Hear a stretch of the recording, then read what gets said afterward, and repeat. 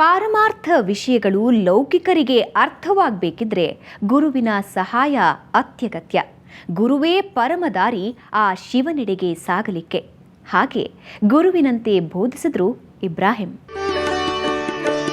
ಇಬ್ರಾಹಿಂ ಅವರ ವ್ಯಕ್ತಿತ್ವ ನಿಜಕ್ಕೂ ಇನ್ನೊಬ್ಬರಿಗೆ ಮಾದರಿಯಾಗುವಂತಹದ್ದು.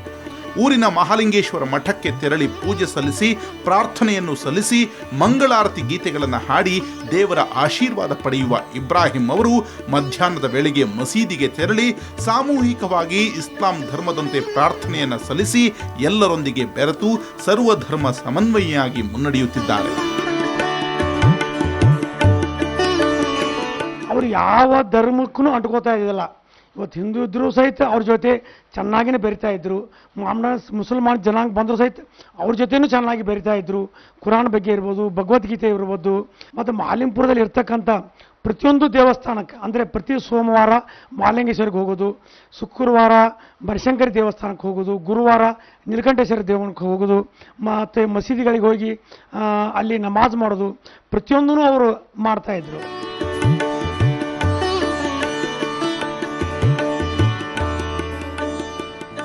ಇವರ ಸೇವೆಯನ್ನು ಮನಗಂಡು ರಾಜ್ಯ ಸರ್ಕಾರ 1995ರಲ್ಲಿ ಕರ್ನಾಟಕ ರಾಜ್ಯೋತ್ಸವ ಪ್ರಶಸ್ತಿಯನ್ನು ನೀಡಿ ಗೌರವಿಸಿದ್ದು, ಕಥಾ ಕೀರ್ತನದಲ್ಲಿನ ಸೇವೆಯನ್ನು ಮನಗಂಡು ಕರ್ನಾಟಕ ಸಂಗೀತ ನೃತ್ಯ ಅಕಾಡೆಮಿಯು 2009-10ನೇ ಸಾಲಿನಲ್ಲಿ ಕರ್ನಾಟಕ ಕಲಾಶ್ರೀ ಗೌರವ ಪ್ರಶಸ್ತಿ ನೀಡಿ ಗೌರವಿಸಿತ್ತು.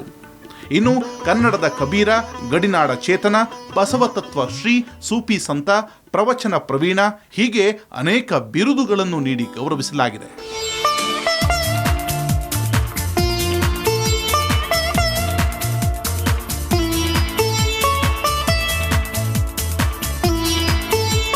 ಒಟ್ಟಿನಲ್ಲಿ ಅಸಹಿಷ್ಣುತೆಯ ಬಗ್ಗೆ ಮಾತನಾಡ್ತಿರೋ ಇಂದಿನ ಜನರ ಮಧ್ಯೆ ಮುಸ್ಲಿಂ ಬಾಂಧವರಾದರೂ ಮಠ ಮಾನ್ಯಗಳ ಸಂಬಂಧದೊಂದಿಗೆ ಸಮಾಜದಲ್ಲಿ ಭಾವೈಕ್ಯತೆಯ ಸಂದೇಶ ಸಾರುವಲ್ಲಿ ಹೆಸರುವಾಸಿಯಾಗಿರುವ ಇಬ್ರಾಹಿಂ ಅವರ ಕಾರ್ಯ ನಿಜಕ್ಕೂ ಶ್ಲಾಘನೀಯವಾಗಿದ್ದು, ಅವರ ಸಮಾಜಮುಖಿ ಸೇವೆ ಇನ್ನಷ್ಟು ಮುಂದುವರಿಯಲಿ ಎನ್ನೋದೇ ಎಲ್ಲರ ಆಶಯ.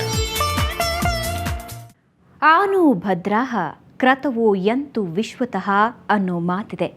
ಮಂಗಳಪ್ರದ ವಿಷಯಗಳು ವಿಶ್ವದೆಲ್ಲೆಡೆಯಿಂದ ಬರಲಿ ಅನ್ನೋದು ಇದರ ಅರ್ಥ. ಇದರ ಸಾಕಾರದಂತಿದ್ದಾರೆ ಇಬ್ರಾಹಿಂ ಅವರು. ಜಾತಿ ಧರ್ಮಗಳ ಗಡಿ ದಾಟಿದ ಜೀವನ ಅವರದ್ದು. ಇಂತಹ ಮಹನೀಯರಿಗೊಂದು ದಂಡ ಪ್ರಣಾಮ.